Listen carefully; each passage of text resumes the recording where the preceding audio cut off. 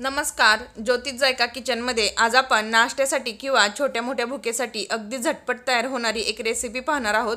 तर जेमतेम हा नाश्ता बनवायला 10 मिनिटं लागतात। तर आपण लगेच रेसिपीला सुरुवात करायची आहे।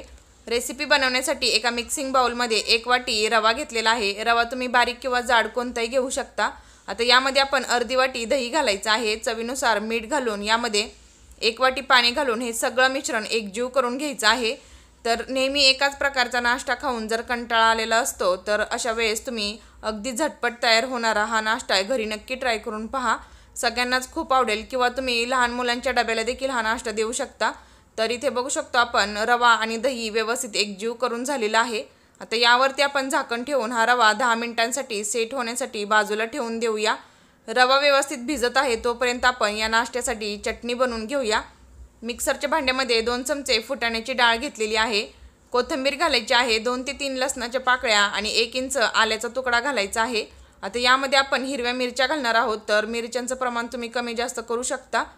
तर इथे मी 3 ते 4 हिरव्या मिरच्या घातलेल्या आहेत। आता यामध्ये आपण चवीनुसार मीठ घालायचं आहे आणि आता यामध्ये आपण थोडंसं पाणी घालून याची आपल्याला चटणी बनवून घ्यायची आहे। तर इथे मी अगदी झटपट अशी चटणी तुमच्याबरोबर शेअर केलेली आहे। तुम्हाला या वेगळी चटणी बनवायची असेल तर तुम्ही ते देखील बनवू शकता। तर चटणी एका दुसऱ्या बाउलमध्ये मी काढून घेतलेली आहे। यावरती वरून आपण जिरं आणि मोहरीचा तडका घातलेला आहे। तर आपली झटपट अशी ही चटणी देखील बनवून तयार झालेली आहे। आता 10 मिनिटानंतर आपण झाकण उघडून चेक करूया। तर तुम्ही बघू शकता रवा देखील व्यवस्थित भिजलेला आहे।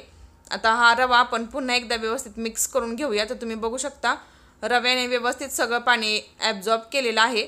आता हा रवा आपल्याला वाटून घ्यायचा आहे। तर इथं आपण मिक्सरचं भांडं घेतलेलं आहे। आता या भांड्यामध्ये हा सगळा रवा व्यवस्थित घालून घ्यायचा आहे।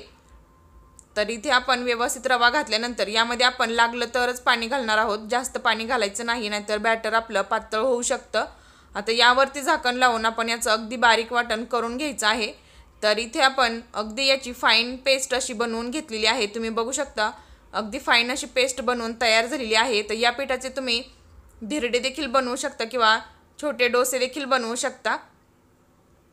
आता हा नाश्ता बनवण्यासाठी आपण एका प्लेटला व्यवस्थित तेलाने ग्रीस करून घ्यायचा आहे आणि आपण या मिश्रणामध्ये 1 चमचा इनो घालणार आहोत। इनो जर घालायचा नसेल तर तुम्ही यामध्ये खाण्याचा सोडा वापरला तरी देखील चालेल। आता इनो आपण पटकन ॲक्टिवेट व्हावा यासाठी हा सगळा इनो व्यवस्थित एकजीव करून घ्यायचा आहे। तर आता आपण हे लगेच मिश्रण तेलाने ग्रीस केलेल्या प्लेटमध्ये व्यवस्थित घालायचं आहे। सगळं मिश्रण एकसाथच घालायचं आहे।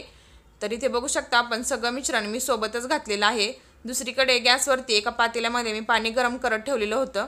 पाण्याला व्यवस्थित उकळी आल्यानंतर हा नाश्ता आपण यावरती अशा प्रकारे ठेवायचा आहे।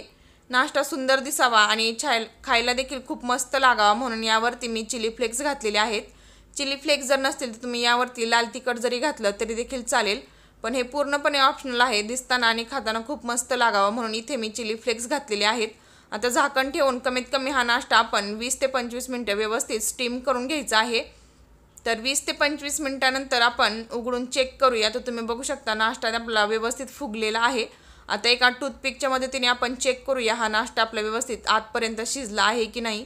तर तुम्ही बघू शकता टूथपिक आपली व्यवस्थित क्लीन आलेली आहे, म्हणजे नाश्ता आपला व्यवस्थित झालेला आहे।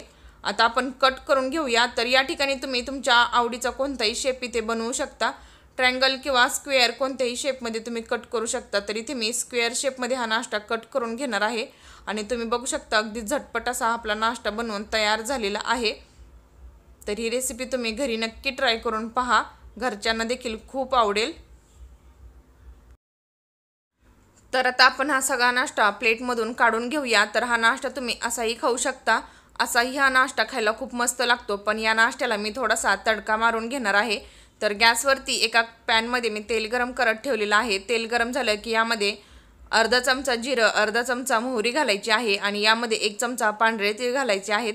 तीळ घातल्यामुळे हा नाश्ता दिसायला खूप मस्त दिसतो। सोबतच यामध्ये आपण 4 ते 5 कढीपत्त्याची पानं घालणार आहोत।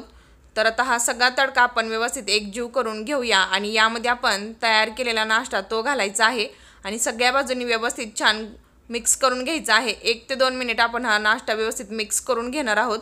तर ही रेसिपी तुम्हाला कशी वाटली हे देखील मला कमेंटमध्ये नक्कीच सांगा। त्याचबरोबर रेसिपी जर आवडली असेल तर एक लाईक आणि एक कमेंट करायला विसरू नका। तर आता आपण हा नाश्ता सगळ्या बाजूंनी व्यवस्थित परतून घ्यायचा आहे। तर इथे बघू शकता नाश्ता आपला तयार झालेला आहे। आता आपण हा एका प्लेटमध्ये काढून घेऊया। वरून गार्निशिंग म्हणून मी कोथिंबीर घातलेली आहे आणि तुम्ही बघू शकता दिसताना आपला नाश्ता किती मस्त झालेला आहे। तर आता आपण यातला एक तोडून पाहूया। तर तुम्ही बघू शकता अगदी जाळीदार असा आपला नाश्ता बनवलेला आहे। तर पुन्हा भेटूया आपण अशाच एका नवीन छान रेसिपी सोबत। धन्यवाद।